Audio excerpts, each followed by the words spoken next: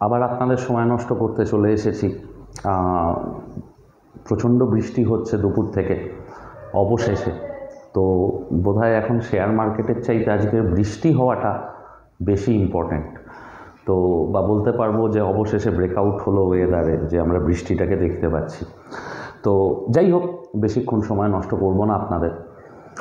Present সিচুয়েশানে 3-4টে কথা আর কি point করে করে একটু বলবো, একটু মাথায় রাখবেন যে কোথাও না কোথাও আমি ইলিয়াট ওয়েভের ওপর বলেছিলাম যে বাজারকে 23,500 যেতেই হবে। তো নিফটি 23,500 পৌঁছে গেছে।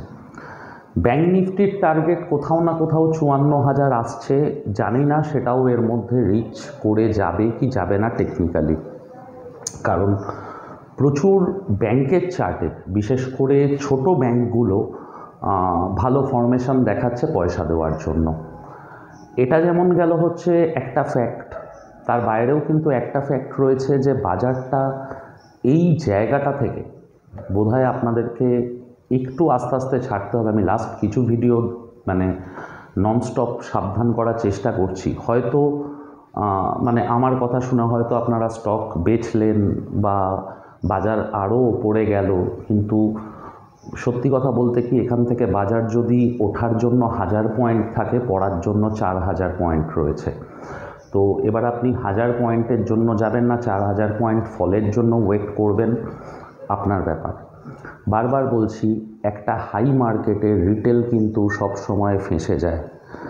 এই জায়গা থেকে আমি প্রচুর মানুষের মেসেজ পেয়েছি, বা যখন আমি অফলাইনে পড়াতে যাই প্রচুর মানুষ জিজ্ঞাসা করেছে যে শিপইয়ার্ড কোম্পানি, রেলওয়ে কোম্পানিগুলো বা ডকগুলোতে, মানে ডক বলতে ডিফেন্স কোম্পানিগুলোতে আর ঢোকা উচিত কিনা নতুন করে। প্রত্যেকটা জায়গায় আমি বারণ করছি যে অপেক্ষা করো। 2021 সালে আইআরসিটিসি যারা 7,500 টাকায় কিনেছিল তারা কিন্তু আজও বেচতে পারিনি।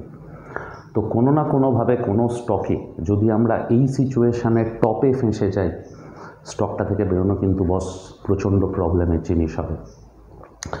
কিছু স্টক ভোটের সময় থেকেই রেকমেন্ড করেছিলাম। টেকনিক্যালি যাদের চার্ট দেখে আমার খুব ভালো লেগেছিল, তার মধ্যে এভারেডি 500 টাকার উপর কিনতে বলেছিলাম, আজকের 580 প্রায় হতে চললো 15 দিনে। বা টিভিএস মোটর বলেছিলাম, হিরো মোটর বলেছিলাম। প্রত্যেকটা স্টক আশা করি যারা শুনেছেন, বা নিজেদের মতন, আমি কোনো সেবি সার্টিফাইড অ্যানালিস্ট নই, যা বলি এক্সপিরিয়েন্স থেকে বলি, আর প্যাশন নিয়ে যতটুকু চার্টকে বুঝি বা জানি বিভিন্ন থিওরির ওপর, তার ওপর বলি। তো এই জায়গা থেকে যেমন বারবার বলছি যে কোনো ওই ধরনের স্টকে ঢোকা ঠিক হবে না যারা লাস্ট 6 মাস বা 8 মাসে 2 গুণ 3 গুণ 4 গুণ হয়েছে। ঠিক তেমনই এই জায়গা থেকে কিন্তু স্মল ক্যাপ স্টকগুলোতে একটা অপরচুনিটি তৈরি হয়। আমি বারবার বলেছি প্রত্যেককে যে স্মল ক্যাপ কোম্পানিগুলোতে আপনারা কিন্তু ইনভেস্টেড থাকুন। ভালো স্মল ক্যাপ কোম্পানি খুঁজে আপনারা ইনভেস্টেড থাকুন, আপনারা ভালো পয়সা পাবেন আশা করি। আর যদিও বা পয়সা না পান, মানে পয়সা না পান বলতে ভালো স্টক খুঁজে বার না করতে পারেন, সিম্পলি বিভিন্ন ইটিএফ ট্রেড হয় মার্কেটে, এইচডিএফসি স্মল ক্যাপ 250, নিপন ইন্ডিয়ার আছে, আইসিআইসিআইয়ের আছে। আমি বলেছিলাম যে সেই স্টকগুলোতে বা সেই বীজগুলোতে ইনভেস্ট করে বসে থাকুন।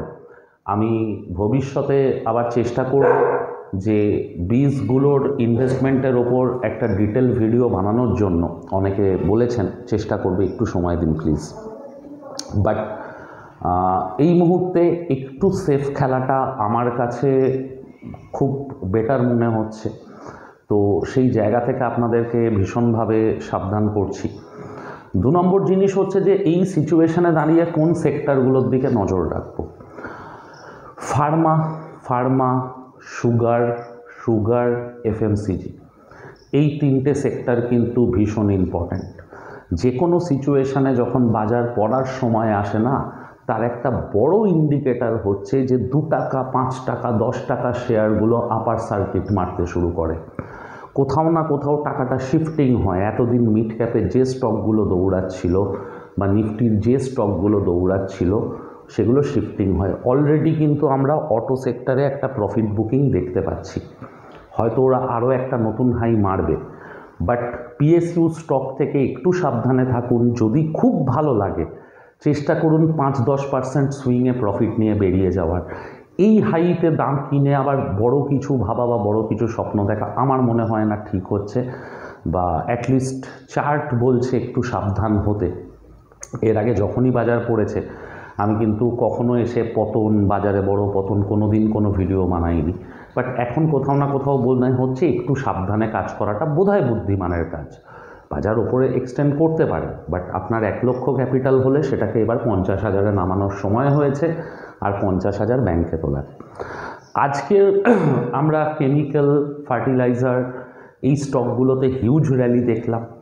প্রত্যেকটা স্টক উইথ ভলিউম বড় বড় ব্রেকআউট করেছে। আপনারা যদি গত বছরও এই জুন জুলাই মাস এই ফেজটাতে যান, এই ফেজটাতে কিন্তু এই স্টকগুলো র্যালি করেছিল। আমি সবসময় বলি এই মার্কেটে সিজনাল স্টক আছে। সিজনাল স্টক কারা?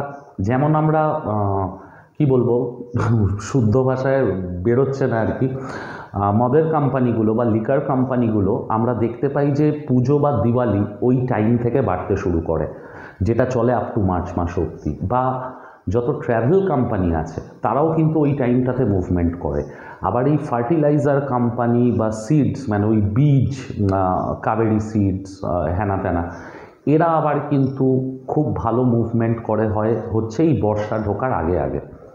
তো এই জায়গাটা থেকে এবার কথা হচ্ছে যে আমরা তাহলে স্পেসিফিক্যালি কোন স্টকগুলোতে নজরে রাখবো, বা পার্টিকুলার যদি বলতে হয় এই মুহূর্তে দাঁড়িয়ে আমি আপনাদেরকে আজকের নিজের রিসার্চ করে বার করা জাস্ট 4টে স্টক বলে যাব। 4টে না, 5টা স্টক। তার মধ্যে 2টো স্টক আমার কাছে কিন্তু একটু লং টার্ম ইনভেস্টমেন্ট। প্রথম স্টকটা হচ্ছে আঞ্জানি ফুড। স্টকটার ভেতর হঠাৎ করে একটা মানে কি বলবো হালচাল হচ্ছে বা মুভমেন্ট হচ্ছে, ভলিউম হিউজ এসেছে, মান্থলি চার্টে ব্রেকআউট দেখা যাচ্ছে। আঞ্জানি ফুড, এই স্টকটার দিকে নজর রাখুন। আমার স্টুডেন্টরা বা আমার ক্লায়েন্টদেরকে আমরা 46-47 টাকায় বলেছি, তো এই স্টকটা আমার ভীষণ ভালো লাগছে। 2 নম্বর স্টক ইনভেস্টমেন্টের জন্য যেটা আমার ভালো লাগছে সেটা হচ্ছে বাজাজ হিন্দুস্তান সুগার। আমি এর আগে যখন প্রথম ভিডিও করি আমার কোনো সাবস্ক্রাইবার ছিল না। ফার্টিলাইজার অ্যান্ড কেমিক্যাল, যেটা হচ্ছে ট্রাভাঙ্কোর ফার্টিলাইজার অ্যান্ড কেমিক্যাল, আজকের 1090 টাকা দাম স্টকটার। এই স্টকটা আপনার আমার ফার্স্ট ভিডিওতে যাবেন, আমি 70 টাকায় কিনে রাখতে বলেছিলাম। পিকাডিলি অ্যাগ্রো, মদের কোম্পানি, আজকের 800 টাকা দাম, প্রচুর অ্যাওয়ার্ড পেয়েছে, কিন্তু 90 টাকাতে এই স্টকটা চার্ট বলেছিল এ কিন্তু অনেক ওপরে যাবে। রিসেন্টলি আমাকে সুব্রতদা, বেহালার সুব্রতদা আবার অনেক দিন বাদে ফেরত এসেছে, যোগাযোগ হয়েছে। সুব্রতদা আমাকে মোচিপ টেকনোলজিস বলে একটা শেয়ার বলে, যেটাও খুব ভালো রিটার্ন দিচ্ছে, কোম্পানির ফান্ডামেন্টালও কিন্তু খুব ভালো। তো যাই হোক, আবার ব্যাক করি। আঞ্জানি ফুড 1 নম্বর, 2 নম্বর হচ্ছে বাজাজ হিন্দুস্তান, 3 নম্বর হচ্ছে আইডিএফসি ফার্স্ট ব্যাংক। 6 মাস চুপচাপ বসে থাকার পর ইলিয়ট ওয়েভের ফরমেশন কমপ্লিট করে মুভমেন্ট শুরু করেছে। IDFC same chart pattern, same formation, same movement. যারা গ্রুপে রয়েছে অলরেডি, এই প্রসঙ্গে আপনাদেরকে আবার বলবো যে সবার জন্য একটা গ্রুপ ক্রিয়েট করা হয়েছে। চেষ্টা করব সারা জীবন সেটাকে চালিয়ে যাওয়ার। জানি না কতটা ভ্যালু ইনপুট দিতে পারবো, বাট চেষ্টা করব কিছুটা। হয়তো একটু যদি আপনারা ধৈর্য দেখাতে পারেন, হয়তো ভালো জিনিস খুঁজে কিনে বসে থাকলে বাজার পয়সা দেয়। ধৈর্যটা কিন্তু বারবার বলি, লাস্ট কথা।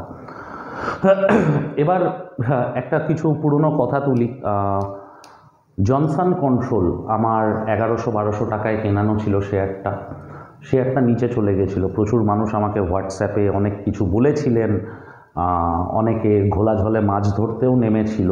তো যাই হোক, তাদেরকে বলবো যে ভলিউম অ্যানালিসিস কখনো ভুল বলে না। সেদিনকেও বলেছিলাম যে চুপচাপ দাঁতে দাঁত চেপে বসে থাকো, শেয়ারটা আজকে ডাবল হয়ে গেছে দামটা। আমি কিন্তু কিছুদিন আগে 1900 টাকায় বলেছি আমার ক্লায়েন্টদের বেচতে। সেম ইউফ্লেক্স, প্রচুর কথা শুনেছি, সেদিনও বলেছিলাম ভলিউম অ্যানালিসিস কখনো ভুল বলে না। আর কি হলো, ইউফ্লেক্সও আজকের ডেটে 550-এ পৌঁছে গেল, আমার 460, 70, 80 থেকে নানো। তো যাই হোক, IDFC first bank, IDFC, Anjani food, Bajaj Hindustan, এই 4টে স্টককে আমার খুব ভালো লাগছে। 4টে স্টকই আমার পার্সোনালি হোল্ডিং আছে। আপনারা যদি মনে করেন আপনাদের যারা অ্যানালিস্ট আছে বা আরও যারা শিক্ষিত বা স্টক মার্কেট সম্বন্ধে জানেন, বা আপনারা নিজেরা, আমি সবসময় বলি শেখায় জোর দিন, কেন বলছে, কী লজিকে বলছে, একটু খুঁজুন কারণগুলো। তো এই স্টকগুলো হয়তো আমাকে সুইং ট্রেডিংয়ে আগামী দিনে 10-20% করে রিটার্ন দিতে পারে, বাট বাজাজ হিন্দুস্তানটা আমার একটু লং টার্ম ইনভেস্টমেন্ট। এইচসিসি বলে গেছিলাম আমি, এইচসিসি কিছুদিন আগে 40 টাকার শেয়ার 50 টাকায় বেচেছি, 30% প্রফিট নিয়ে আমরা। তো যাই হোক, মোদ্দা কথা, যে স্টকগুলো বলি হয়তো 20টা স্টক খুঁজে পেলে তাদেরকে ফিল্টার করে তার থেকে 3-4টে বার করি। তো সেই 3-4টে শেয়ার আমি নিজে পয়সা লাগাই। যদি আমি কখনোই ওই যে বলেছি, যেমন আমি যখন পড়াই আমি লাইভ ট্রেডিং করি, মানে লস খাওয়ার ভয়ে আমি স্টুডেন্টদের সাথে লাইভ ট্রেডিং করব না, এটা আমি পছন্দ করি না। তো আপনাদেরকেও বলা আছে যে আমি জাস্ট একটু শরীরটা খারাপ হয়েছিল বলে আমি লাস্ট উইক লাইভ ট্রেডিং করতে পারিনি। হোপফুলি এই উইকের পরের উইক আমি প্রত্যেককে, যারা আমার সাবস্ক্রাইবার, যারা সাবস্ক্রাইবার না, ডেসক্রিপশানে নাম্বার পাবেন, যারা লাইভ মার্কেটে একটা স্টককে কীভাবে পিক করছি সেটাকে বুঝে ট্রেড করতে চান, তারা অবশ্যই করুন। বাজার আবার বলে দিচ্ছি 23,500 পৌঁছে গেছে, হয়তো 24,000 যেতে পারে, না যেতে পারে জানি না। আমি যতটা পারছি পজিশান লাইট রাখছি। ব্যাংক নিফটি 54,000-এর টার্গেট এখনও আমার কাছে ইনট্যাক্ট, কারণ ওয়েভ ভুল বলে না। এরপর যেটা ইম্পর্ট্যান্ট কথা বলবো সেটা হচ্ছে যে রিসেন্টলি আমরা একটা ইন্ট্রাডে গ্রুপ তৈরি করেছিলাম। এটা প্রত্যেকটা সেই সব মানুষের জন্য যারা আমার সঙ্গে লাস্ট 2 সপ্তাহে ইন্ট্রাডে ট্রেডিংটা করছো, ইভেন এক দিনে 3,500 প্রফিটও কামিয়েছো, 20,000, 25,000 টাকা ক্যাপিটাল ইনভেস্ট করে। তো যাই হোক, যে স্ট্র্যাটেজিটা 1.5 বছর ধরে টেস্ট করে বানিয়েছি, স্টক বলছি, আজকেরও একটা স্টক খালি আমি কেটে বেরিয়ে গেছিলাম, ভিডিএল, 10 টাকা লস নিয়ে। বাকি প্রত্যেকটা স্টকে 2-3% করে প্রফিট নিয়েছি, অন্তত 7টা থেকে 8টা স্টক ইন্ট্রাডেতে। তো ব্যাপারটা হচ্ছে যে অনেকে জিনিসটাকে বুঝতে ভুল করছো যে ট্রেডিংটা হবে কিভাবে, এটা তাদের জন্যই বলছি। আর বাই দ্য ওয়ে, এটা সবার জন্যই। কারুর যদি মনে হয় কোনো রকম হেল্প লাগবে, প্লিজ হোয়াটসঅ্যাপ করো, লিঙ্ক পাঠাবো, গ্রুপে জয়েন করো, নোটিস করো, লজিকগুলো বোঝার চেষ্টা করো, শেখার চেষ্টা করো। হয়তো 2 টাকা 5 টাকা কামানোতে একটু হেল্প করতে পারি। কোটিপতি আমি বানাতে পারবো না, সেটা তোমার ডিসিপ্লিন আর তোমার ধৈর্যের ওপর ডিপেন্ড করবে, বাট লজিকগুলো হয়তো বুঝবে, ধৈর্যটা আসবে, সাইকোলজিগুলো ঠিক হবে। তো প্লিজ আমাদের গ্রুপে জয়েন করার জন্য হোয়াটসঅ্যাপ করো, কোনো ব্যাপার না। তো স্টুডেন্টদের যেটা বলছিলাম, 10,000 টাকা ফান্ড, 10,000 টাকার ফান্ডে যারা নতুন এসেছো তারা জানো না, আমরা 50-60,000, ইভেন কিছু ক্ষেত্রে 90% বা 90,000 অব্দি ইন্ট্রাডেতে লিমিট পাই। ইন্ট্রাডে জিনিসটা কি, আমি 9:15 পর কিনবো, 3:20-র মধ্যে বিক্রি করে বেরিয়ে যাব, আমার প্রফিট হোক চাই লস। তো যখন আমরা ট্রেড করছি আমাদের অ্যাপে, ওখানে ইন্ট্রাডে সিলেক্টের একটা অপশান থাকে। তো আমাদেরকে ইন্ট্রাডে সিলেক্ট করে যখন স্টকটা বাই করব, তখন কিন্তু আমাদের কম মার্জিন লাগবে, মানে 3,000 টাকায় আমি 10,000 টাকার জিনিস কিনতে পারবো। তো আমার যদি 10,000 টাকা ক্যাপিটাল হয়, 3,000 টাকা করে এক একটা স্টকের পেছনে ইনভেস্ট করি, মানে 10,000টা 30,000 হবে। তো এক একটা স্টকের পেছনে যদি আমি 8 থেকে 10,000 টাকা ইনভেস্ট করি, আর সেই স্টকগুলোতে যদি 2% করেও প্রফিট নিয়ে বেরোই, তো মোটামুটি প্রত্যেকটা স্টকে 200 টাকা করে কিন্তু প্রফিট আসে। ভালো খারাপ চলো 300 এলো, 400 এলো, হোয়াট এভার। মোদ্দা কথা হচ্ছে স্ট্রাকচারটা বোঝা। 10,000 টাকাই ক্যাপিটাল, যার বেশি ক্যাপিটাল সে সেই অনুপাতে বাড়াও। 30,000-এর লিমিট নেবো, একটা সিঙ্গেল স্টক 10,000 টাকার ভেতর যে কটা হবে আমি সে কটা স্টকই কিনবো, না তার থেকে বেশি কিনবো, না তার থেকে কম কিনবো। 90% মানুষ লোভ করে কোনোটা বেশি কিনছে, কোনোটা কম কিনছে। আমি বারবার বলছি, আমাদের লসের একটা বড় রিজন হচ্ছে কিন্তু আমাদের ভুলভাল মানি ম্যানেজমেন্ট, লোভে পড়ে। তো এই জিনিসটাকে চেঞ্জ করো। প্রত্যেকটা স্টক ইকুয়ালি ইম্পর্টেন্ট।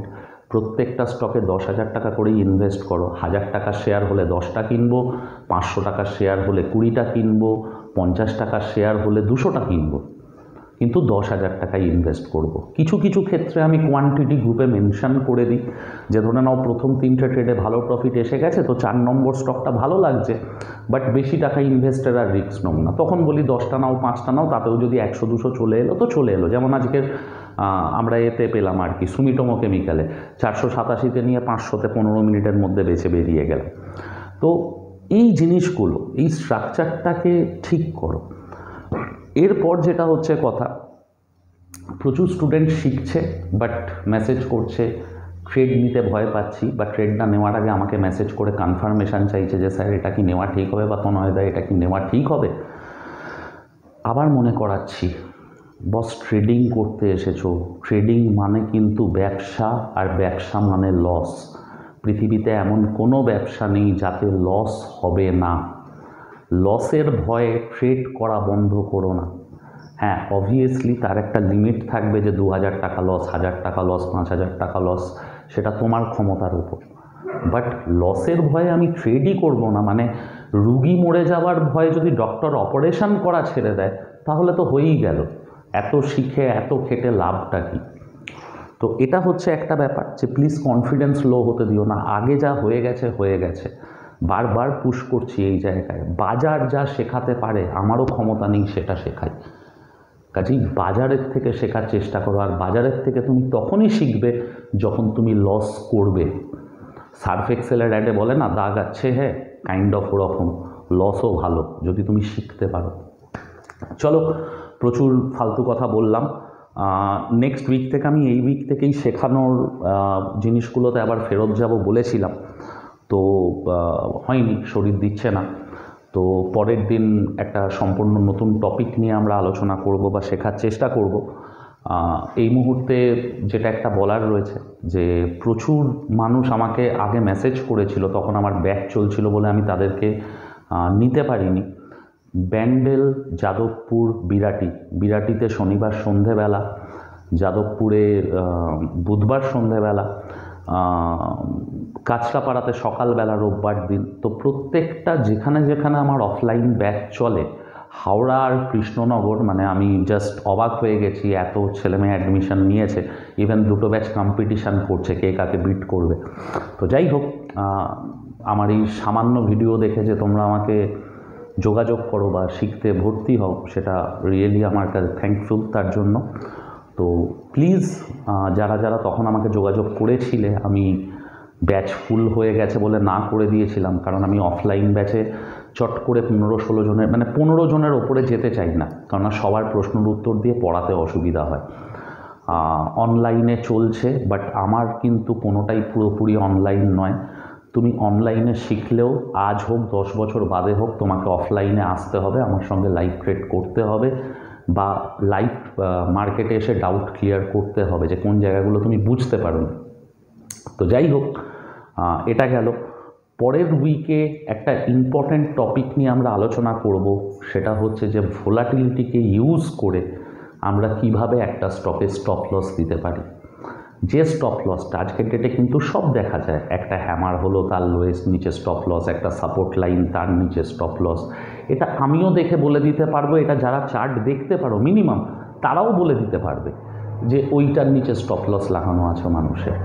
তো এমন কোন পয়েন্টে স্টপ লস লাগানো যেতে পারে যেটা নর্মাল বা বড় মাথারা, যারা আমাদের সাইকোলজি বা ব্রেনের সাথে খেলে, তারা বুঝতে পারবে না। সেটার জন্য আমাদেরকে ইউজ করতে হবে ভোলাটিলিটি, এই মার্কেটের কোয়ান্টিটিভ অ্যানালিসিসের অন্যতম ইম্পর্টেন্ট টুলস যেটা। তো নেক্সট ক্লাসে ভোলাটিলিটিকে ইউজ করে কিভাবে আমরা একটা স্টকে স্টপ লস লাগাবো সেই জিনিসটাকে শিখব। আজকের মতন এতটাই। ভালো থাকবেন সবাই, আর বৃষ্টিটাকে এনজয় করুন আজকের রাতে খিচুড়ির সাথে। ভালো থাকবেন।